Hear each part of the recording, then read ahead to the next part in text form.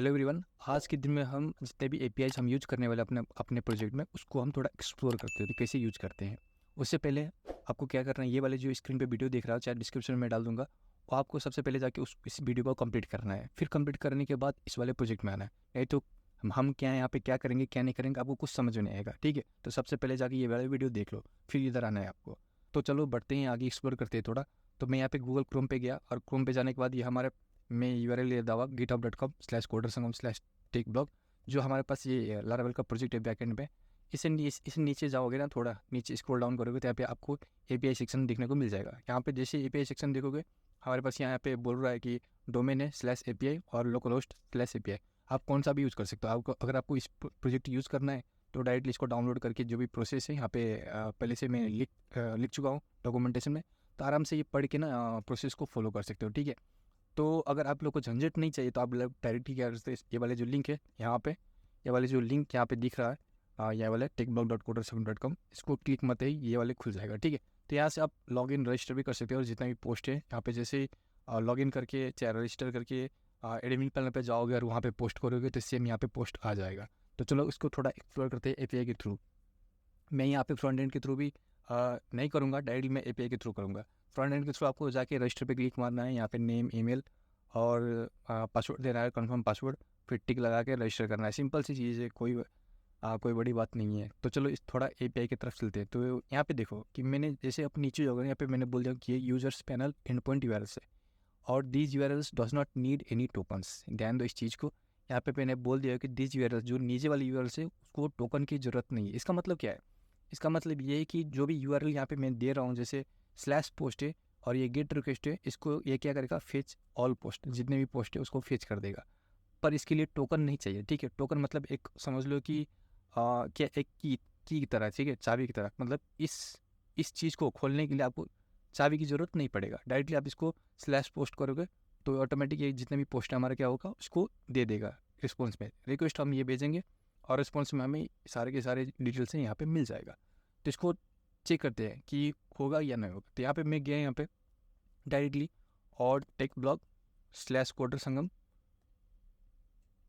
/API API/post। देखो जैसे मैंने इंटर मारा हमारे पास डेटा आ चुका है। ठीक है, तो देखो इसके लिए मुझे कुछ नहीं करना पड़ा, जस्ट मैंने जो यूआरएल था यूआरएल की हिट मेरे मारा और डेटा हमारा आ गया। यानी इसमें टोकन की ज़रूरत नहीं पड़ा, मुझे एक्स्ट्रा कुछ की देने की ज़रूरत नहीं पड़ा। ठीक है, तो इसको हम ऐसे बोलते हैं कि इस चीज़ को जितने भी हमारे पास ये नीचे यूआरएल है जैसे पोस्ट हो गया, टैक्स हो गया और कैटेगरीज, काउंट्स, रजिस्टर और लॉगिन, ये सारे के सारे जितने भी यूआरएल है एंड पॉइंट यूआरएल, इसके लिए टोकन की ज़रूरत नहीं है। ठीक है, तो ये मैं करने वाला नहीं, मैं एक करके दिखाता हूँ।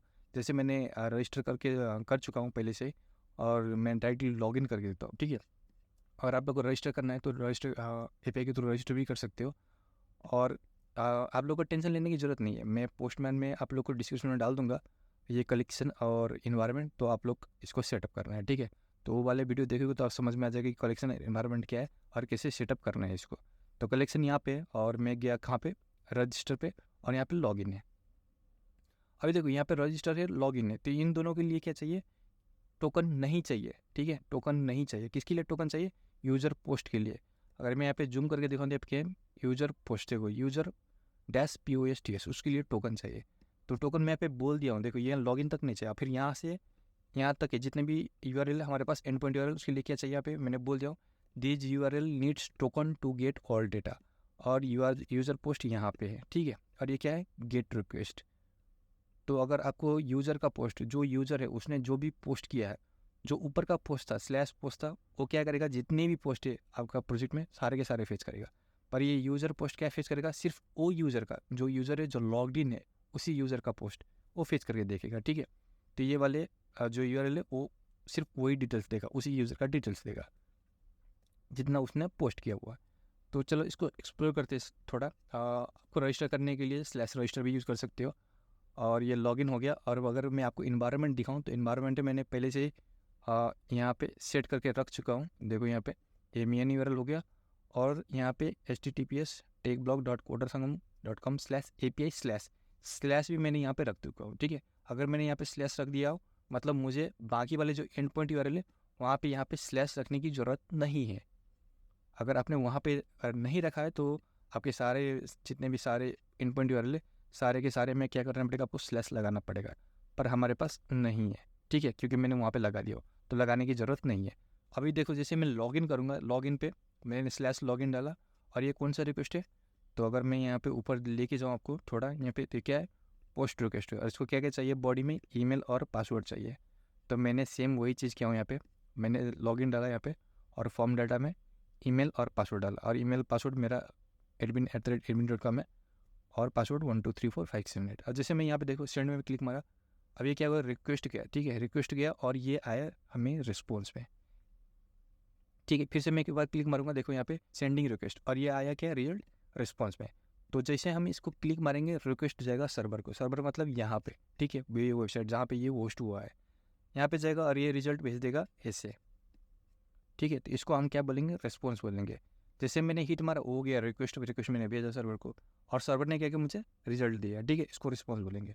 और इसका स्टेटस कोड क्या है, 200 है, और ये हो गया रिजल्ट। अब यहाँ पे क्या देखिए, टोकन टाइप क्या है, ये बियर टोकन टाइप है, बहुत सारे टोकन टाइप्स होता है, ये इसमें बियर, इस वाले प्रोजेक्ट में बियर है, और एक्सेस टोकन ये है। अब भी इसको मैं क्या करूँगा, कॉपी मारूंगा, ठीक है, अभी कॉपी मारता हूँ, और मैं जाऊँगा यूज़र पोस्ट में। यूज़र पोस्ट में जाने के बाद मैं फ़िलहाल के लिए टोकन हटाता हूँ, और यहाँ पे पैरामीटर्स ऑथराइजेशन कुछ नहीं डालता हूँ, ठीक है, यहाँ पे अभी के लिए मैं कुछ नहीं डालता हूँ, और मैं एक्सेस करने की कोशिश करता हूँ। तो इसका रिक्वेस्ट क्या है, मैं चेक करता हूँ यहाँ पे, तो मैं नीचे क्या है, यूज़र पोस्ट, ये है गेट रिक्वेस्ट, राइट। सो गेट रिक्वेस्ट ये है, तो मैं यहाँ पे गेट को सिलेक्ट किया, और यहाँ पे यूज़र पोस्ट, और इसको मैं सेंड मारता हूँ। तो चलो देखो यहाँ पे क्या हो गया, मुझे रिजल्ट तो मिल गया। अब ये पहले का है शायद, इसलिए मुझे ऑथराइजेशन, अच्छा ये पहले का था इसलिए मुझे मिल रहा है रिजल्ट। मैं सेंड में आ रहा, अभी देखो यहाँ पे मुझे कुछ नहीं मिला है, ठीक है। अगर मैं यहाँ पे विजुलाइज करके दिखाऊँ आपको, तो ये कुछ मुझे रिजल्ट नहीं मिल रहा है यहाँ पे, ये तभी का था, ठीक है, ऑथराइजेशन। अभी मैं जो लेटेस्ट वाले है, किधर का लॉगिन, यहाँ पे 87 है, राइट, 87 है, थोड़ा मैं जूम करके दिखाता हूँ, ये 87 है, देखो यहाँ पे ये 87 नंबर वाले है, और लास्ट में VZ है, राइट। सो मैं इसको क्या करता हूँ, अभी मैंने कॉपी मारा था, अभी मुझे देखने के लिए, पोस्ट को देखने के लिए मैं क्या करूँगा, यहाँ पे नो ऑथ है, इसको मैं यहाँ से ड्रॉप डाउन करूँगा, यहाँ से सिलेक्ट करूँगा क्या, बियर टोकन। आप टोकन बोल रहे हैं यहाँ पे रखने के लिए, तो ये मैं यहाँ पे पेस्ट कर दूँगा। सो 87 वाले पेस्ट हो गए, यहाँ पे सेंड मारूंगा, तो हमारे पास क्या आ जाएगा, रिजल्ट आ जाएगा, पर अभी तक आया नहीं।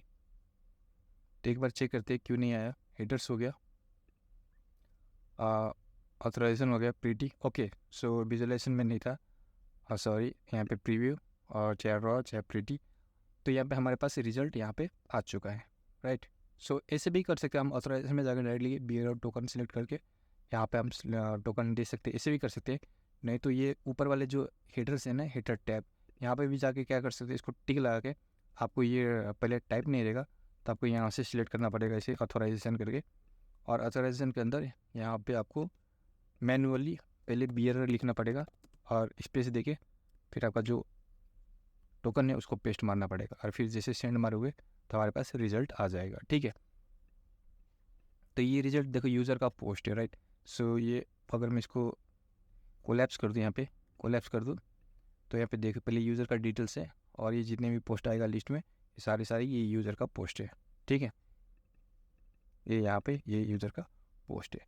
तो ऐसे करके आप यूज़र का पोस्ट ले सकते हो। जैसे अब मुझे लॉग आउट करने के लिए क्या चाहिए, तो लॉग आउट करने के लिए मैंने यहाँ पे नहीं रखा हूँ, जो URL यहाँ पे नहीं है, तो लॉग आउट के लिए सेम ही है, कुछ नहीं है एक्स्ट्रा, स्लैश लॉग आउट लगाना है आप लोगों को। तो मैं इसको डुप्लीकेट करता हूँ, और यहाँ पे डुप्लीकेट टैब, और स्लैश क्या है, लॉग आउट है, राइट। तो स्लैश पहले से लग चुका है, तो लगाने की ज़रूरत नहीं है।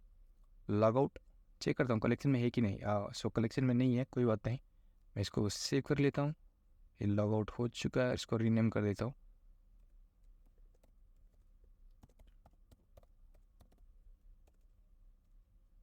लॉग आउट, इंटर, और इस स्लैश लॉग आउट है, इसके लिए भी टोकन चाहिए, ठीक है। जैसे मैं देखो सेंड मारूंगा, तो क्या आ जाएगा ये, ओके, कुछ एरर आ गया, ओके, गेट मेथड सपोर्ट नहीं है, आपको इसके लिए पोस्ट रहेगा।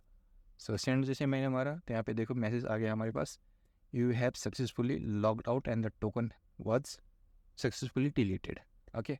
सो ये हमारा लॉग आउट भी हो जाएगा। अब मैं फिर से लॉग इन करने की कोशिश करूँगा, चाहे लॉग आउट हो गया, राइट, लॉग आउट हो गया, अभी लॉग इन तो नहीं, मैं फिर से क्या करता हूँ, जो यूज़र का पोस्ट है उसको फिर से फेच करता हूँ, देखता हूँ यूज़र का पोस्ट फेच हो रहा है या नहीं। सो यूज़र का पोस्ट कहाँ पे था, इसका मैंने डुप्लीकेट किया था, किधर गया? ओके, वो यहाँ पे यूज़र का कन्फ्लिक्ट आ गया इसलिए दिखा रहा है, कोई बात नहीं। तो इसको मैं सेंड मारूंगा, तो देखो अभी क्या आ रहा है, एरर आ रहा है, कुछ एक्स्ट्रा कुछ दूसरा चीज़ आ रही है, क्योंकि हमारे पास ये टोकन तो डिलीट हो चुका है ना। टोकन डिलीट हो चुका है क्योंकि मैंने यहाँ पे लॉग आउट कर चुका हूँ, सो टोकन डिलीट हो चुका है हमारे। ठीक है, अब फिर से आपको क्या करना पड़ेगा, लॉगिन मारना पड़ेगा। अभी 87 नहीं, अभी 88 आएगा। जैसे मैंने सेंड मारा, अभी 88 आ गया। फिर से आपको क्या करना पड़ेगा, ये वाले जो टोकन है इसको कॉपी मारना पड़ेगा, और फेच करने के लिए आपको डेटा फेच करने के लिए आपको क्या करना पड़ेगा, सर ये उल्टा पुल्टा हो गया, कोई बात नहीं, मिल जाएगा। तो डेटा फेच करने के लिए आपको फिर से बियर टोकन हटा के ये वाले जो टोकन है यहाँ पे बियर लिख के आप स्पेस देखिए और टोकन आपको सेंड करना है। तो जैसे मैं सेंड करूँगा हमारे पास यहाँ पे डिटेल्स आ जाएगा। ओके, फिर से रॉन्ग दिखा रहा है, क्या हो गया प्रॉब्लम भाई? Okay, get request register login 88D, check करते हैं 88D और ऑथराइजेशन पे। ओके, यहाँ पे भी इसका अटैक 88D, सो सेंड। अभी यहाँ पे हमारे पास डिटेल्स आ चुका है। सो इसका जो लॉग आउट है, यूज़र पोस्ट, राइट, सो यूज़र पोस्ट्स, ठीक है। और ये वाले जो टैब है ये कहाँ पे है,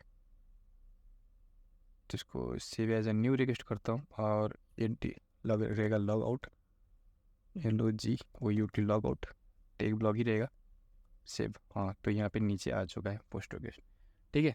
तो ये हो गया। फिर से मैं अभी लॉग आउट करने के लिए मुझे क्या करना पड़ेगा, जो भी टोकन है हमारे पास इसको मैंने कॉपी मारा, लॉग आउट में आया, और ये पहला जो टोकन था, जैसे मैंने हेडर में, ये देखो पहला टोकन मैं भेज रहा हूँ, इसको अगर मैं सेंड मारूंगा तो यहाँ पे फिर से एरर मारेगा, ऑफकोर्स क्योंकि ये पुराना टोकन है, एक्सपायर हो चुका है।